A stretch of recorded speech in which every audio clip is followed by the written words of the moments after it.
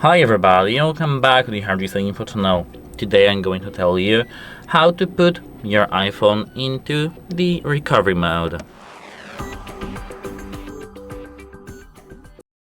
So at first you need to plug your iPhone to your PC or Mac with Finder or Windows PC with iTunes.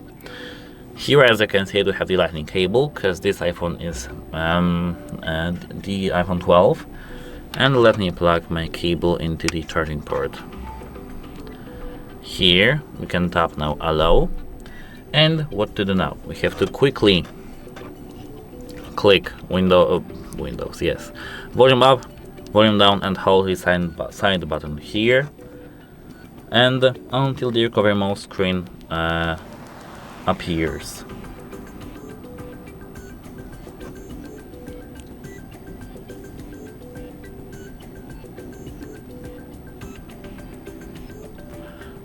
Of course, I'm now on my Windows PC. I don't have iTunes installed right now.